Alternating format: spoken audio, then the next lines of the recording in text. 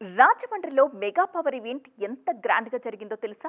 వేదిక మీద బాబాయ్ అబ్బాయిల్ని చూసి పండగ చేసుకున్నారు మెగా అభిమానులు. ఈ ఈవెంట్ తరువాత సినిమా మధ్య అంచనాలు కూడా డబుల్ అయిపోయాయి. ఇంత హైప్ క్రియేట్ చేసిన మెగా పవర్ ఈవెంట్ హైలైట్స్ ఏంటో ఓ లుక్కేద్దాం. శంకర్ గారు ఈ కథ చెప్పినప్పుడు ఇది ఇప్పుడు ప్రస్తుతానికి మన రాష్ట్రాల్లో జరుగుతున్న ఎన్నో సీన్లు ఈ సినిమాలో మీకు కనెక్ట్ అవుతారు. అందులో రామ్ చరణ్, ఇందాక అందరు చెప్పారు, రామ్ చరణ్ గారి పర్ఫార్మెన్స్ 3 క్యారెక్టర్లుగా కనిపించి ఒక అద్భుతంగా నేషనల్ అవార్డు వచ్చే లెవెల్లో ఉంటుంది. ఈ సంక్రాంతికి తప్పకుండా ఈ సినిమా మీ అందరికీ అద్భుతంగా నచ్చుతుంది, అది మేము ఆశిస్తున్నాము. యూనిట్ మొత్తం and all my crew and artist and టెక్నీషియన్స్కి థ్యాంక్ యూ వెరీ మచ్. ఈ picture straight Telugu picture, full Telugu culture ఉండాలని అన్ని తెలుగు యాక్టర్స్, తెలుగు టెక్నీషియన్స్, తెలుగులో ఆల్ ఆంధ్ర లొకేషన్స్. కాళ్ళల్లో భారం, వాపు లేదా అల్సర్ తో బాధపడుతున్నారా? ఇవి వెరికోస్ వెయిన్స్ లక్షణాలే. భారతదేశంలో number 1 varicose veins hospital Avis ను సంప్రదించండి. ఇప్పుడే మీ అపాయింట్మెంట్ ను బుక్ చేసుకోండి. ఇదన్నీ ఫాలో చేసి ఈ పిక్చర్ షూట్ చేసాము. ఈ స్టోరీ ఏమంటే, ఒక కలెక్టర్కి ఒక మినిస్టర్కి జరిగేది వారే గేమ్ చేంజర్.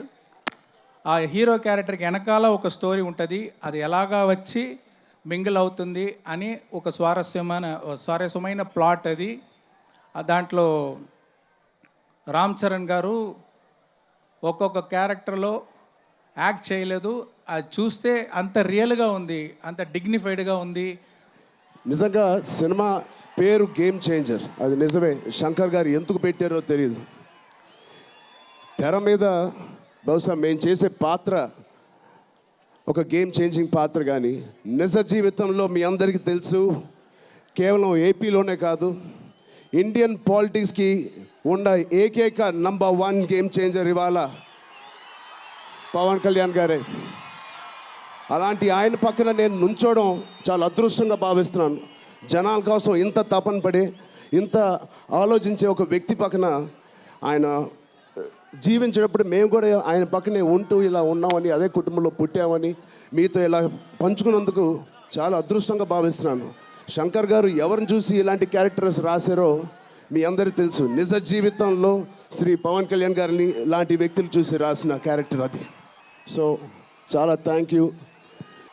రఘుపతి వెంకయ్య నాయుడు గారిని మర్చిపోలేం, ఒక దాదాసాహెబ్ ఫాల్కేని మర్చిపోలేం, ఒక రాజ్ కపూర్ని మర్చిపోలేం, సత్యజిత్ని మర్చిపోలేం, షోలే తీసిన సిప్పిల్ని మర్చిపోలేం, తెలుగు సినిమాలని ఖ్యాతి నిలబెట్టిన నాగిరెడ్డి గారిని మర్చిపోలేం, బిఎన్ రెడ్డి గారిని మర్చిపోలేం, గోడవల్లి రామబ్రహ్మం గారిని మర్చిపోలేం.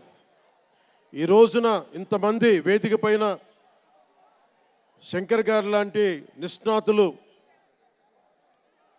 మహానుభావులు ఉన్నారు అంటే, సూర్య గారు లాంటి నటుడు దర్శకులు ఉన్నారంటే మేము మూలాలు మర్చిపోకూడదు.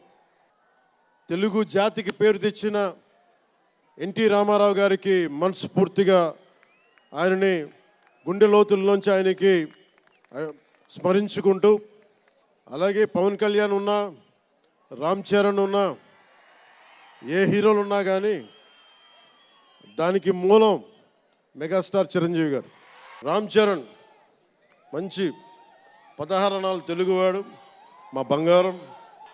ఎప్పుడు ఎదిగే కొద్దీ ఒదిగుండేవాడు. అతనికి మరింత విజయం కలగాలని, అద్భుత విజయాలు కలగాలని మనస్ఫూర్తిగా ఒక బాబాయ్గా కాదు, ఒక అన్నగా ఆశీర్వదిస్తున్నాను. I love you, Ram Charan. I love you all.